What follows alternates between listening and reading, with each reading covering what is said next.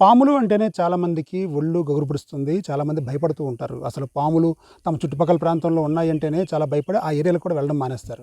అలాంటిది అదే పాముల్ని ఖచ్చితంగా ఎవరు చంపకుండా, ఎవరు కూడా వాటికి హార్మ్ చేయకుండా చక్కగా వాటిని అడవిలో వదిలేయడం. అంటే ఎక్కడైతే ఇళ్లలోకి వెళ్ళిపోతుంటాయో పాములు, తర్వాత నగరావాసాల్లో అంటే జనావాసాల్లోకి వెళ్ళిపోతుంటాయి అలాంటి పాములన్నింటినీ పట్టుకోవడం నాగరాజు, స్నేక్ క్యాచర్ నాగరాజు వృత్తి, ప్రవృత్తి కూడా. అలాంటి సందర్భాల్లో ఫారెస్ట్ రేంజ్ ఆఫీసర్లు కావచ్చు, డిఎఫ్ఓలు కావచ్చు, అందరూ కూడా ఆయనకి ఎంకరేజ్ చేస్తూ ఉంటారు. ప్రత్యేకించి వాళ్ళు పనులన్నీ మానుకొని తమకు ఇది ఒక బాధ్యతగా తీసుకొచ్చి, ఇప్పుడు మనం కంబాలకొండ అభయారణ్యం ప్రాంతంలో ఉన్నాం. అక్కడికి వచ్చి ఈ పాముల్ని ఏవైతే పట్టుకున్నారో మొత్తం 19 పాములని చెప్తున్నాడు నాగరాజు. 19 పాములలో అత్యంత విషపూరితమైన నాగుపాము అయితే ఉంది. అలాగే మిగతావి జరిపోతులు అంటాం, ఇంగ్లీష్లో వాటిని ర్యాట్ స్నేక్స్ అంటారు. ఇక కొండచిలువ పైథాన్ కూడా ఉంది. వీటితో పాటు 14 అంటే దాదాపుగా 2 నెలల వయసున్న 14 పాములు అయితే ఉన్నాయి. మనతో పాటు ఇప్పుడు సబ్ రేంజర్ ఆఫీసర్ గారు ఆయనతో మాట్లాడదాం. ఫారెస్ట్ ఆఫీసర్ అవుతాం. శ్రీవాణి గారు చెప్పండి, ఇన్ని పాముల్ని ఒకేసారి వదలడం అనేది దాదాపుగా విశాఖ చరిత్రలో ఇది మూడోసారి. సో మీరేమనుకుంటున్నారు? ఈ సేఫ్ అనుకుంటున్నారు ఈ ప్లేస్ అంతా కూడా? ఇది Kambalakonda sanctuary area. It's a safe place. యాక్చువల్గా ఈ జనవాసాల్లో ఏదైతే దొరికినాయో సింధియా అండ్ వేరే చోట నుంచి ఎక్కడైతే కొన్ని ప్రాంతాల నేవల్ యార్డ్స్ నుంచి తీసుకుని వచ్చారు. ఒకే హౌస్లో ఒక 14 పిల్లలు, ఒక కింగ్ కోబ్రాని వీళ్ళు రెస్క్యూ చేశారు. Nagaraj and snake rescuer. ముందు ఒక చిన్న పిల్ల మాత్రమే బయటకు వచ్చింది. అది చూసి ఇంటిమేట్ చేయగా రేంజ్ ఆఫీసర్ స్పందించి నాగరాజ్ని పంపించడం జరిగింది. అక్కడికి పంపిస్తే ఒకదాని తర్వాత ఒకటి వస్తూ ఇలాగ ఒక 14 పిల్లల వరకు వచ్చినాయి. తర్వాత పెద్ద పామును కూడా పట్టుకోవడం జరిగింది. ఇది వెనమస్ స్నేక్. నిజంగా కూడా ఇది చాలా డేంజరస్ దానికి ఉన్న టాక్సిన్ బట్టి. అలాగే రాక్ పైథాన్ నేవల్ యార్డ్ ఏరియాలో పట్టుకోవడం జరిగింది. వీటన్నిటినీ కూడా వాటి యొక్క ఆవాసాలైన సేఫ్ ప్లేస్లో శాంక్చురీ ఏరియాలో దాన్ని ఊరికి దూరంగా, జనవాసాలకు దూరంగా వీటిని రిలీజ్ చేయడం జరుగుతుంది. కాబట్టి మీరు ఎవరు కూడా ప్రజలకు ఫారెస్ట్ డిపార్ట్మెంట్ నుంచి చేసే విజ్ఞప్తి ఏంటంటే, మీకు దృష్టిలోకి ఎక్కడైనా పాముల గురించి వస్తే ఎక్కడైనా ఉంటే మీరు భయపడకుండా వాటిని ఇంటిమేషన్ ఇస్తే స్నేక్ రెస్క్యూయర్స్ ద్వారా వాటిని రెస్క్యూ చేసి వాటి ఆవాసాల్లో విడిచిపెట్టడం జరుగుతుంది. అంటే మీరు చట్టాన్ని చేతుల్లో తీసుకుని చంపడం, వాటికి హాని చేయడం అన్నది చేయకండి. అవి కూడా ఈ భూమి మీద ప్రతి జంతువుకి జీవించే హక్కు ఉన్నట్టు వాటికి కూడా ఒక రోల్ ఉంది ఎన్విరాన్మెంట్లో. పాములు ఫార్మర్స్కి ఫ్రెండ్స్ లాంటివి. వాటి యొక్క సంతతిని మనం అంతమొందించకూడదు. కాబట్టి మీరు ఒకవేళ ఏదైనా అలాంటి మీ దృష్టిలో ఉంటే వెంటనే డిపార్ట్మెంట్కి ఇంటిమేట్ చేయగలరు. ఇంకొక కీలకమైన విషయం, ఇప్పుడు పాముల్ని వదిలేయడం అయితే ఓకే, అది మంచి జాబే. అయితే వాటి ఆరోగ్యకరమైన కండిషన్లో ఉన్నాయా లేదా అనేది చెక్ చేసుకున్నారా? దానికి సంబంధించింది ఏదైనా అవన్నీ వెరిఫై చేశారు ఫారెస్ట్ రేంజ్ ఆఫీసర్. ఆల్రెడీ అంటే ఆయన కూడా మాకు ట్రైనింగ్లో కూడా ఇవన్నీ కూడా నేర్పిస్తారు, తెలుస్తుంది. అవి అడవుల్లో వదిలిపెట్టడానికి సహజ సిద్ధమైనటువంటి వాటి ఆవాసాల్లో వదిలిపెట్టడానికి సిద్ధంగా ఉన్నాయి. వాటికి గాయాలు లేవు, ఏమీ లేవు, బాగా ఉన్నాయి. ఈయన కూడా పట్టుకున్నప్పుడు కూడా వాటిని కొట్టడం అది చేయరు. ఈ హుక్ అనేటటువంటి దాన్ని ఏదో ఉపయోగించి చాకచక్యంగా దాన్ని పట్టుకోవడం జరుగుతుంది. వీళ్ళందరూ కూడా పాములు పట్టుకోవడంలో ట్రైనింగ్ కూడా తీసుకున్నారు. అంచేత ఇబ్బంది లేదు. ఇది కంబాలకొండ అభయారణ్యం. ఇది కంపార్ట్మెంట్ నెంబర్ 5 పార్టీ. ఇక్కడ విడిచిపెట్టేస్తున్నాం. గతంలో కూడా చాలా పాములని దొరుకుతున్నప్పుడల్లా ఇక్కడ వదిలిపెడుతున్నాం. కానీ రీసెంట్ టైంలో అంటే గత సంవత్సరం 6 మాసాల నుంచి కూడా పాముల సంతతి విపరీతంగా పెరిగిపోతుంది విశాఖపట్నం ఏరియాలో. దానికి చాలా రీసెర్చ్ కావాలి. ఎందుకు ఆ పర్టికులర్ స్పీసీస్ మల్టిప్లై అవుతుంది అనేటటువంటిది చాలా రీసెర్చ్ కావాలి. ఒక మంచి కీలకమైన పాయింట్ చెప్పారు. పాముల సంతతి పెరుగుతుంది అంటున్నారు కదా, ఏ జాతి అంటే మ్యాక్సిమం హైలీ వెనమస్ స్నేక్స్ అవి బాగా పెంచుకుంటున్నాయా సంతతిని, లేకపోతే మిగతా ఉంటారా? అన్నీ కూడా, అన్ని రకాల పాముల సంతతి కూడా మీకు రాక్ పైథాన్ అవనండి, లేకపోతే ర్యాట్ స్నేక్ అవనండి, లేకపోతే కోబ్రా అవనండి, తర్వాత రస్సెల్ వైపర్స్ అవనండి, ఇవన్నీ కూడా ఈ పాముల్లో అన్ని జాతులు డెవలప్ అవుతున్నాయి. నేను అనుకోవడం ఏంటంటే ముంగీసులు ఎక్కువగా ఉండాలి. ముంగీసుల సంఖ్య తగ్గిపోవడం ఒకటి, వీటిని తినేటటువంటి డేగలు గద్దలు సంతతి తగ్గిపోవడం ఒకటి వల్ల పెరుగుతోందని ప్రాథమికంగా అంచనాకు వచ్చాను. కానీ చాలా రీసెర్చ్ చేయాలి. అది నేను కాదు, రీసెర్చ్ స్కాలర్స్ చేయవలసినటువంటి పని. ప్రస్తుతం మేము ఎక్కడైనా నాగరాజు దశాబ్దాల తరబడి ఈ ఫీల్డ్లో ఉన్నావు దాదాపుగా. అంటే ఎక్కడైనా ఒక కాల్ వచ్చిందంటే నీకు అర్థమైపోతుంది పలానా చోట ఒక స్నేక్ ఉన్నదని.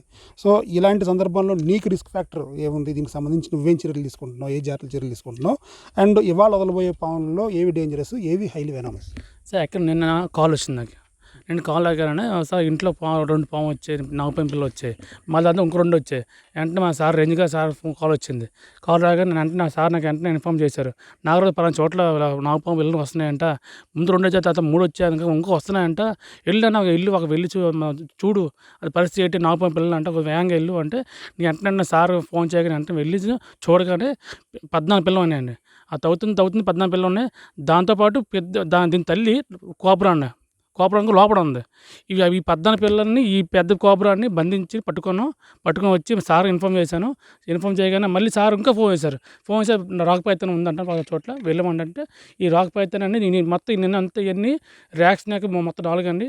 రాక్ పైథాను, కోబ్రా ఒకటి, ఈ 14 పిల్లలు, ఈ 19 స్నేక్స్ అని సార్ ఫోన్ చేయగానే సార్ వచ్చి వెంటనే మేడం చెప్పారు. మేడం సార్ చెప్పి పలానా చోట్ల విడిచిపెడతాం రండి అంటే వెంటనే సార్తో కలిసి సార్ వచ్చాం సార్. ఎంతసేపు విడిచిపెడతావు ఇప్పుడు? ఒక 20 minutes విడిచిపెడతాను, మొత్తం నేను విడిచిపెడతాను సార్. లోపలికి తీసుకెళ్ళి ఒక 100 feet 200 feet లోపలికి వెళ్ళి ఇక్కడ నుంచి రోడ్డు పాయింట్ వదలవండి. ఆ కొండ ప్రాంతం దాకా కొంచెం ఒక 100-150 అడుగులు లోపలికి తీసుకెళ్ళి అక్కడ వదిలిపెట్టేస్తాం. మనం చూస్తున్నాము పాములు పట్టుకున్న వెంటనే వాళ్ళు చేసే పని వాటిని శుభ్రంగా హెల్త్ కేర్ కండిషన్స్ ఎలా ఉన్నాయని చూసుకుంటారు. ఆ తర్వాత రేంజ్ ఆఫీసర్లు అలాగే ఫారెస్ట్ ఆఫీసర్లు వాటిని బాగా అధ్యయనం చేసిన తర్వాత ఇలా పాములన్నింటినీ కూడా ఓపెన్ చేస్తారు. మనం ఇప్పుడు చూస్తున్నాము కింగ్ కోబ్రా, ఇది దాదాపుగా కోబ్రాని ఓపెన్ చేస్తున్నారు. ఈ కోబ్రా మనం చూస్తున్నాము. ఒక్కసారి విజువల్స్లో మనం క్లియర్గా గమనించవచ్చు. పైకి లేస్తాం చూడండి ఒకసారి. అది బుస కొట్టే విధానం కానీ ఇవన్నీ మనం క్లియర్గా అబ్జర్వ్ చేయొచ్చు. చాలా పెద్ద పాము, దాదాపు ఇది ఒక 7 అడుగులు వరకు 6 అడుగుల వరకు ఉండే అవకాశం అయితే కనిపిస్తుంది. దాన్ని మనం చూడొచ్చు. మనం చూస్తున్నాం. ఇక దీనికి సంబంధించిన పిల్లలే ఉన్నాయి. అవి కూడా మనం ఒక్కసారి నాగరాజు తన చూపిస్తాడు ఆ డబ్బాలో. ఒకసారి మొత్తం చూడొచ్చు మనం.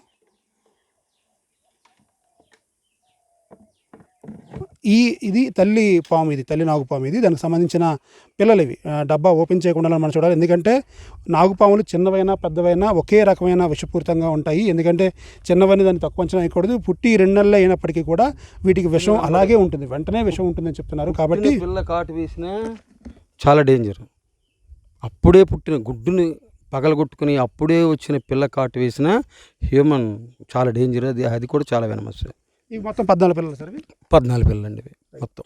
ఇవి కాక మిగతావన్నీ మనం కింద చూస్తున్నట్టు ఈ పక్కన ఈ గుడ్డ సంచుల్లో ఉన్నవన్నీ కూడా, ఒకటి పైథాన్ మనం కొండ చిలువ అంటాము, అవి 3 కూడా నాగరాజు 3 పట్టుకున్నాడు, ఇవి పక్కన పెట్టాడు కదా, అవన్నీ కూడా ర్యాట్ స్నేక్స్. అవి అసలు కనీసం విషపూరితం కూడా కావు. అది కుట్టిన వెంటనే చిన్న నొప్పి ఉంటుంది తప్ప అంతమించి దాని ప్రభావం కూడా ఏమీ ఉండదు. అది కూడా ఏదో చేము కుట్టినట్టు ఉంటుంది. కాబట్టి అది పెద్ద ఇష్యూ కాదు. ఇప్పుడు మనం చూస్తున్నది పైథాన్ కొండ చిలువ.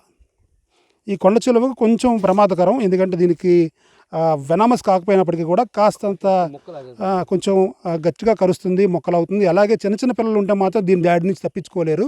ఇది పూర్తిగా పెనవేసుకుపోయిందా ఇక బతకడం దాదాపు దుర్లభం అని చెప్పొచ్చు. మనం ఇక్కడ ఈ ర్యాట్ స్నేక్ సంబంధించింది చూస్తున్నాము. ర్యాట్ స్నేక్ సంబంధించిన దాని ముందునే పైథాన్ ఉంది, దాన్ని చూడొచ్చు. ఇది కొండ చిలువ.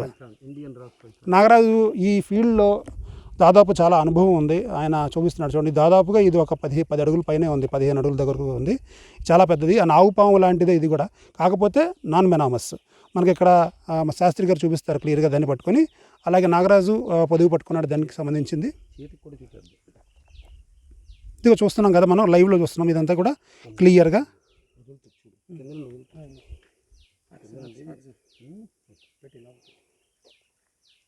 చాలు నాగరాజు, ఇక మన లోపల పెట్టేసే. ఎందుకంటే వాటిని ఎక్కువ కూడా మనం ఇబ్బంది పెట్టకూడదు. వదిలేసే ముందు ఒక్కసారి మన ప్రేక్షకుల కోసం ఇదంతా మనం డిస్ప్లే చూపిస్తున్నాము. ఇవన్నింటినీ కూడా ఇప్పుడు లోపల ఇదంతా అభయారణ్యం, చుట్టుపక్కలంతా కూడా గంబాలకొండ, విశాఖపట్నం నగరం నడిబొడ్డులో ఇలాంటి ఫారెస్ట్ ఉండడం అనేది ఇలాంటి జీవులకన్నిటికీ కూడా ఒక సేఫ్ ప్లేస్ అని చెప్పాలి. ఏదైనప్పటికీ వీటన్నింటినీ కూడా సేఫ్గా ఇక్కడి నుంచి లోపలికి దాదాపుగా 1 కిలోమీటర్ లోపల వెళ్తారు. ఆ కొండ ప్రాంతంలో వీటిని వదిలేస్తారు. విశాఖపట్నం మహానగరం అంతా కూడా అడవుల్లోనే ఉంది. ఒకప్పుడు ఇదంతా కూడా కీకారణ్యమైనటువంటి ప్రాంతం. దీంట్లో కొంత ప్రాంతాన్నే మేము రిజర్వ్ ఫారెస్ట్ కింద లేకపోతే శాంక్చురీ కింద గుర్తించడం జరిగింది. మిగతా ఏరియాలో ఉన్నంతా కూడా అక్కడ ఉన్నటువంటి అడవులన్నీ తీసేసి మనం ఇల్లు కట్టుకున్నాం. సో విశాఖపట్నం టోటల్ సిటీ అంతా కూడా అడవిలోనే ఉంది. అది మాత్రం ముఖ్యంగా గమనించండి. ఇది మనం చూస్తున్న రిమోట్ ఏరియా, ఇదంతా గిరిజన ప్రాంతమే. ఇక్కడ సిగ్నల్స్ కూడా రావు, లోపలంతా కూడా గిరిజన ప్రాంతమే ఉంటుంది. ఏదైనప్పటికీ ఇలాంటి మంచి పనులు చేస్తున్న నాగరాజుకి కావచ్చు, ఫారెస్ట్ డిపార్ట్మెంట్కి కావచ్చు ఒక రకంగా ధన్యవాదాలు తెలపచ్చు. ప్రజలకు హాని కలగకుండా వీటిని దూరంగా ఉంచుతున్న నేపథ్యంలో వారికి ఖచ్చితంగా మంచి చేస్తున్నారని చెప్పాలి.